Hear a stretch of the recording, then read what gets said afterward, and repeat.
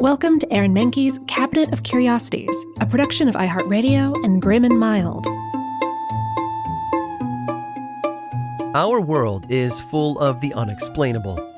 And if history is an open book, all of these amazing tales are right there on display, just waiting for us to explore. Welcome to the Cabinet of Curiosities.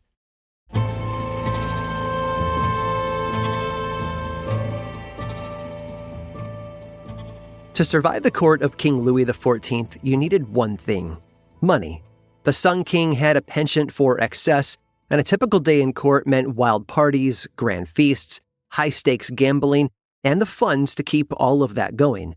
To stay in the king's favor, some nobles were forced to extremes, and starting in the late 1600s, the rush to keep up with the royals led to a scandal of supernatural proportions. The whole thing started with a break-in. One night in Paris, somebody was seen going into the laboratory of Captain Gaudin de Sainte-Croix, which wouldn't have been unusual, except that the captain had just died. The police were called, and while they didn't find any burglars, they did soon discover a curious red leather trunk. Inside were letters between the handsome captain and his lover, the beautiful, married noblewoman Marie de Brinvilliers. This was itself not very strange. All of Versailles knew that Gaudin and Marie were having an affair.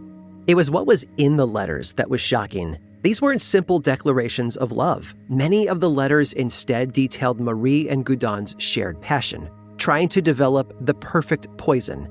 And judging by the vials of tasteless, odorless liquid inside the case, it seemed the two had been successful.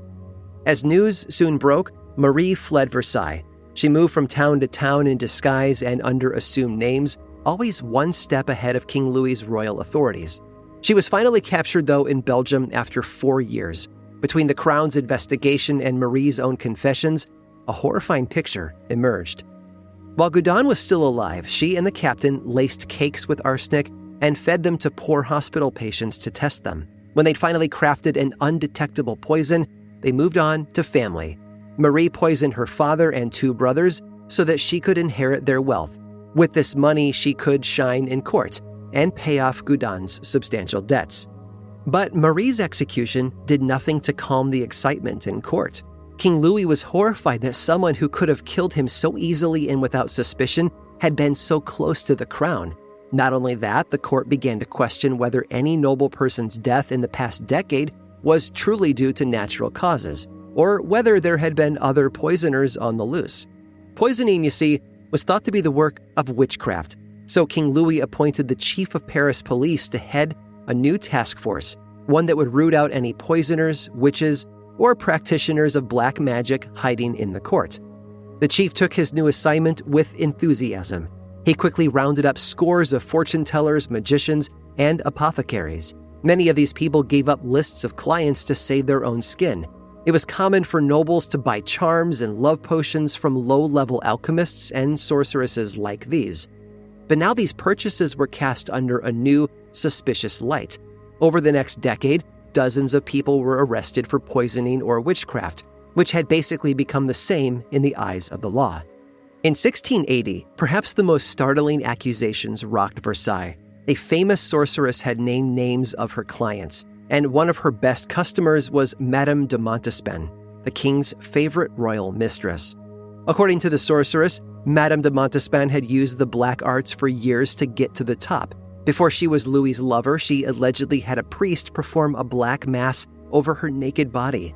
The sorceress claimed the madam had poisoned the previous royal favorites and had fed Louis love potions made with the body parts of murdered infants. Just as Louis had feared, there was a witch in his court and in his bed. Hearing these shocking revelations about his own lover, the king began to realize that he had taken things too far. Madame de Montespan had 7 children with the king. She was his close friend and confidant, and one of the most powerful women in court, and it would be foolish to admit that the King of France could be influenced by such a simple love potion. The affair of the poisons, as it became known, finally came to an end in 1682. By the time King Louis pulled the plug, over 400 people had been charged with witchcraft and 36 had been executed. More were jailed, exiled, or died from torture in prison. The French court was a fraught place, where politics and gossip could make or break a career. Normally, you would expect the deadliest weapons in such a place to be words, but for a brief stretch under Louis XIV, if a rival wanted to poison the opinion against you, they might just take things a bit too literally.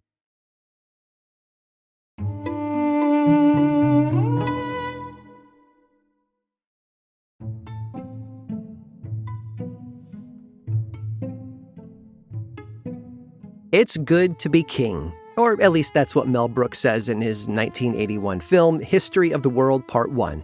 And while that may sound true to us peasants, history would actually suggest otherwise. Many kings throughout history met with grisly deaths, and that was especially true during the Roman Empire. In fact, their kings or emperors were murdered more often than not, frequently by their own people. This led to a complicated political structure that was constantly changing. Emperors made alliances and broke them practically every year. How bad did it get? Well, by 286 AD, there were actually 2 Roman emperors, and more would-be successors waiting in the wings. And this included a man named Karazius, who first gained renown not as an emperor, but as a pirate. Karazius was a member of a tribe that was an offshoot of the Celts who had settled in modern-day northern France. His people were conquered centuries before by none other than Julius Caesar. And so while Karazius was born into the Roman Empire, he was also part of a separate, distinct culture. And this perhaps led to mixed loyalties. But by the 3rd century AD, the Romans couldn't be too picky about who they picked as their soldiers. They were fighting rebellions throughout the empire. Karazius fought in the Roman navy, helping to secure Gaul, modern-day France, for the empire. One of the 2 emperors at the time, Maximian, promoted Karazius to commander of his entire northern fleet. But this was a bit of a miscalculation. You see, Karazius had been happy to fight against other tribes in Gaul. However, now that he had power, why would he not try to rule over the land that was first settled centuries before by his own ancestors? Karazius, you see, was supposed to use his fleet to stop pirates, but instead, he captured the pirates and then hired them with their own confiscated plunder. And he used this practice to grow his fleet until finally Maximian ordered his execution. But Karazius moved fast on the sea, and so he took his fleet north and quickly conquered modern-day Britain. He once again showed his aptitude for making unusual alliances when he joined forces with the so-called barbarians of the north, who lived beyond Hadrian's Wall, a massive fortification that divided modern-day England straight across the middle. And because of this, Karazius was protected in the north, and he had his pirates fortify the coast to the south. Maximian couldn't touch him. By about 290 AD, Maximian and his co-emperor Diocletian had no choice but to recognize Karazius as the 3rd emperor of Rome, ruling over both Britain and northern France. But, as I said, Roman emperors were not known for keeping their alliances. Once they had put down rebellions in other parts of the empire, Maximian and Diocletian developed a plan to get rid of Karazius. In 293 AD, they appointed 2 new Caesars, which were basically emperors in waiting. I did say that Roman politics were complicated, didn't I? Well, one of these Caesars was sent to kill Karazius, who was back in northern France and out from behind his barricades in Britain. Sadly, Karazius wouldn't get the chance to prove himself against this new upstart. He was assassinated by one of his own subordinates that very same year.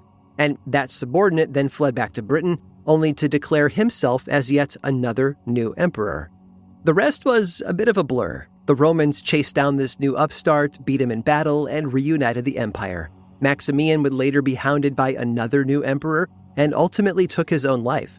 In the end, Diocletian became the only Roman emperor to ever retire peacefully, marking one of the few moments in Roman history when it truly was good to be king. Still, I wouldn't recommend it.